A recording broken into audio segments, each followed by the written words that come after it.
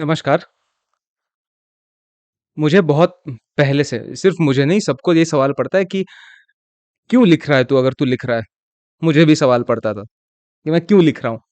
उस सवाल का एडवांस वर्ज़न था कि क्या लिखना ज़रूरी है और क्या लिखना ज़रूरी है? इन दोनों ख़्यालों का एक्सप्लेनेशन इन पर जो और विचार किया है मैंने वो आज मैं पेश करने जा रहा हूँ आप लोगों के सामने। आप मेरे चैनल को ज़रूर सब्सक्राइब करिए। ये ख़्याल है, ये शांति से पढ़ने वाली बातें, ये समझने वाली बातें। आप अगर कहीं भाग-दौड़ में हो, कहीं भाग रहे हो, तो सब्सक्राइब करके रखिए।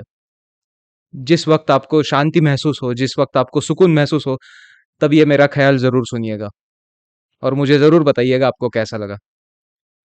पढ़ते हैं ख़्याल। क्या लिखना ज़रूरी है? कितना अजीब सवाल है ना? एक सवाल में ही 2 सवाल मुझे पूछ बैठते हैं। यही शब्द, क्या लिखना ज़रूरी है?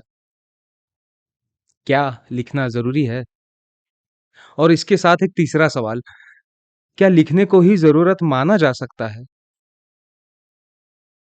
जैसे हम सुबह उठकर अपने काम करते हैं, जैसे हम दिन भर में खाना खाते हैं और जैसे घूम-घाम कर सोते हैं, उतना है ज़रूरी लिखना?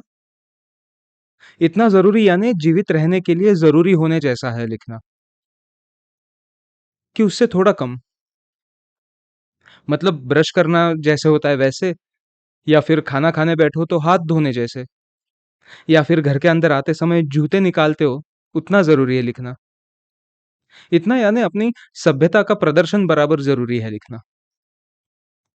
या फिर जैसे हम हफ्ते में या महीने में शायद साल में 1 आध बार हो सके तो जैसे बाहर खाना खाने जाते हैं ना, परिवार के साथ, क्या वैसे ज़रूरी है लिखना? क्या कुछ फ़र्क नहीं पड़ता, मगर अच्छा लगता है? करना चाहिए कभी-कभार, बदलाव के लिए अच्छा होता है। वैसा है लिखना? या फिर कोई फ़ॉरेन ट्रिप जैसा है? ज़रूरी है नहीं पर कर सको तो अच्छा है, नया अनुभव प्राप्त होता है। कैसा है ये लिखना? मुझे क्या लगता है इस बात से कहाँ कोई फ़र्क पड़ता है। उसकी सच्चाई क्या है? क्यों लिखना चाहिए किसी ने? मुझे नहीं मालूम इसका कोई भी जवाब। अब जब मुझे इसका ही जवाब ना पता हो, तब उसके अगले सवाल का तो सवाल ही नहीं उठता। क्या लिखना चाहिए? अब जिसे लिखने में कोई महत्व ही नहीं हासिल होता हो, उसे क्या से क्या फ़र्क पड़ता है? कुछ भी लिखो।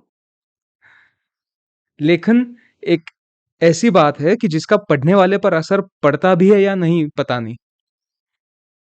क्योंकि वो जो पढ़ रहा है, उसे किस भाव से लिखा गया हो, ये हमेशा सवाल रहता है। मैं लेखनी से भले कोई भी बात कर रहा हूँ, मगर उसके पीछे का मेरा मकसद अगर कोई विद्रूप ही है, तो उसका पता पढ़ने वाले को थोड़ी ना लगता होगा। और पढ़ने वाले इंसान पर उसका क्या असर हुआ, इससे मुझे ज़्यादा फ़र्क नहीं पड़ता। हाँ, भावनिक तौर से या फिर ख्याति के तौर से ज़िम्मेदारी के ख़्याल से पड़ सकता है।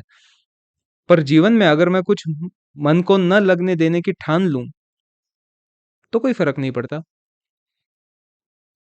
ऐसे में क्या लिखा जाए ये सवाल और भी बड़ा बन जाता है। मेरे हिसाब से तो पहले सवाल का जवाब तब ढूँढा जा सकता है जब दूसरे का पहले जवाब मिले। क्या लिखना चाहिए? जो मन में आए वो, या जो सही है वो, या जो अच्छा लगता हो वो, या जो मुझे सही लगता हो वो। जो गलत हो उसे भी लिखना ज़रूरी है क्या? कि गलत को गलत कहना और लिख के बताना ज़्यादा ज़रूरी है? कौन से गलत का लिखना सही होगा और कौन से सही का लिखना भी गलत हो सकता है? कितने सवाल है, क्या लिखना चाहिए इस नाम पर? कोई जवाब दे पाएगा? मुझे इतना पता है कि शुरुआत बस मन से जो आए उसे लिखने से होती है। जो दिल से निकलता है वो सीधा स्याही से उतरता है। ये फलाना ख़्याल स्याही से उतरना चाहिए ऐसा हमें बताना नहीं पड़ता। शायद उत्क्रांति हुई हो छोटी-सी अपने सीने में या फिर दिमाग में, कि बात जब भी दिल से पहली बार निकले तो कागज़ पे लिख लो। उस पहली बार को सब माफ़ होता है। वहाँ कोई व्याकरण की गलती नहीं होती, कोई सही नहीं, कोई गलत नहीं। वो सुंदर होता है, वो सब कुछ होता है और फिर उतनी ही खुशी हर बार हासिल हो, इस फिराक में जो लेखन शुरू होता है, वो सब गलत कहलाता है। क्योंकि पहली बार लिखने के बाद काफ़ी वक़्त तक तो कुछ निकलता ही नहीं। मन शायद सब कुछ बाहर फेंक देता है ताकि कुछ अच्छा-सा अंदर बैठ जाए, जो वहीं ठहर कर कुछ ऐसा फिर से लिख दे कि पहली बार से भी अच्छा हो जाए। तो वो सब मन के अंदर से बाहर आती हुई बातें हम लिखने ले लगते हैं और फिर पहले वाले से बेहतर कुछ बनाते-बनाते ही कहीं और पहुँच जाते हैं। और वो कहीं और की जगह शायद इन दोनों सवालों को छुए बिना ही कहीं होती है। इसके लिए तो नहीं ज़रूरी होता होगा लिखना। ऐसा सवाल मन में आया भी मगर कोई जवाब न था। क्या लिखना ज़रूरी है और क्या लिखना ज़रूरी है? इतना सब बोलने के बाद तो मुझे सब कुछ ज़रूरी लगने लगा है। ग्रंथ भी ज़रूरी है, मेम भी ज़रूरी है, वो 10 बाय 20 वाले फ्लेक्स पे विज्ञापन भी ज़रूरी है और किसी दैनिक के किसी कोने में का कोई समाचार भी। किसी ने कुछ कहा